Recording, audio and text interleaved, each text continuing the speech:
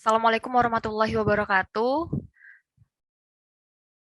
Perkenalkan, nama saya Nabila Endah Purnama Dewi dari course TPU 5 Alpha dengan NIT 304-19014. Di sini saya akan mempresentasikan tentang ATA chapter 57, yaitu Wings.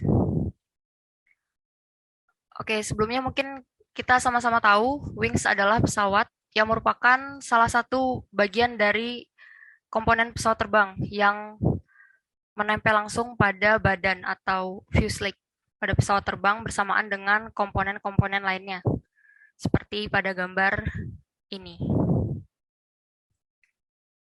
Untuk definisi wing secara umum, wing atau sayap adalah salah satu tipe sirip yang menghasilkan gaya angkat lift saat bergerak melalui udara atau cairan lainnya.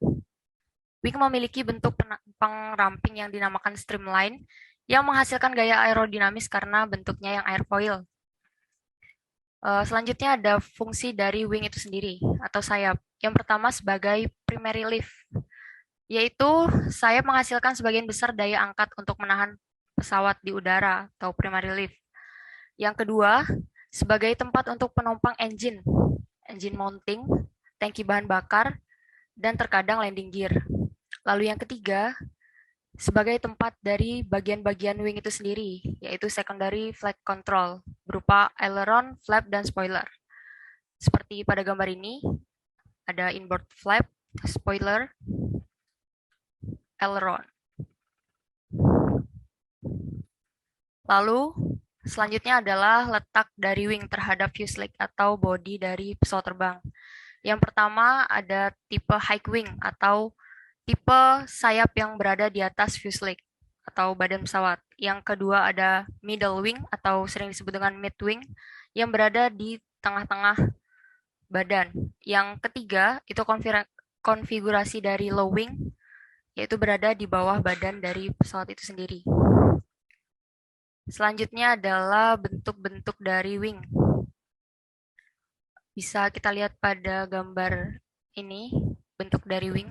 Yang pertama ada tapered landing edge, straight trailing edge. Jadi bisa dilihat ini leading edge-nya berbentuk seperti ini, di depan segitiga dan di belakang datar. Yang kedua ada tapered leading and trailing edge, jadi kedua-duanya itu bentuknya segitiga. Lalu yang ketiga ada delta wing yang dipakai di pesawat Concorde. Lalu berikutnya ada sweepback wings seperti pada gambar. Lalu ada straight leading edge dan trailing edge yang merupakan pesawat dengan wing yang datar di depan trailing edge maupun leading edge-nya. Lalu yang terakhir adalah straight leading edge, tapered trailing edge. Jadi ini adalah sebaliknya dari model yang pertama.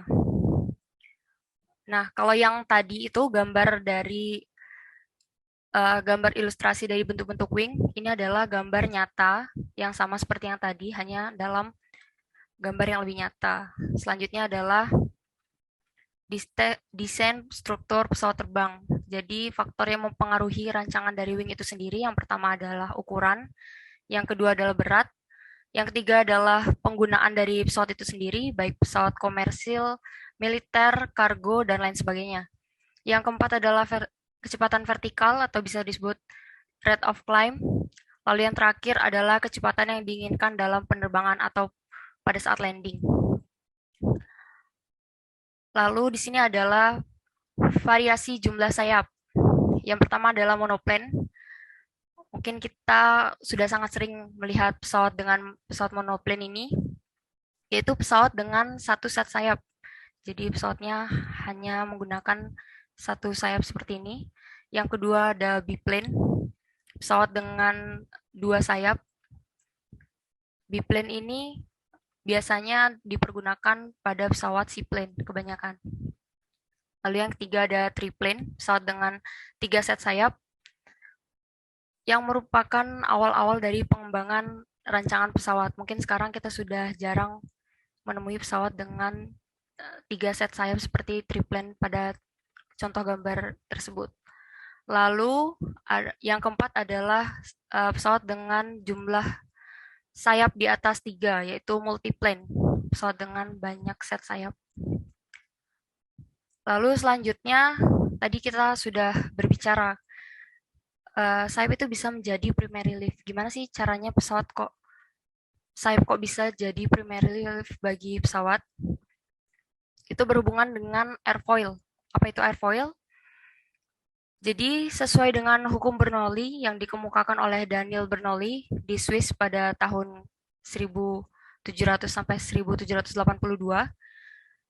jumlah dari tekanan, energi kinetik tiap volume, dan energi potensial tiap volume di setiap titik sepanjang aliran fluida adalah sama. Yang artinya, saat aliran fluida meningkat, tekanan fluida tersebut akan turun. Dengan demikian, energi potensial yang dimiliki oleh fluida juga akan turun. Dan sebaliknya, saat kecepatan aliran fluida turun, maka tekanan fluida akan naik. Bisa kita lihat gambar pada monitor ini. Ini merupakan ilustrasi dari airfoil. Jika kita lihat, ini adalah bentuk dari sayap jika dipotong.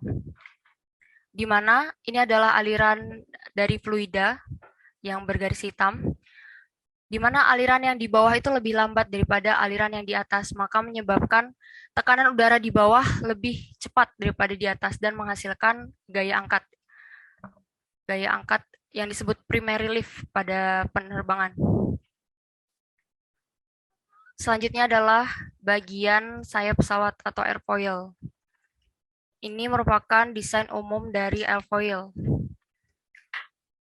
Lalu bentuk lengkung dari airfoil ini bisa kita dapatkan dari angle of incidence-nya, yaitu diukur dengan sudut di mana wing melekat pada bagian pesawat atau fuselage. Jadi ini merupakan angle of incidence-nya. Selanjutnya adalah kesimpulan.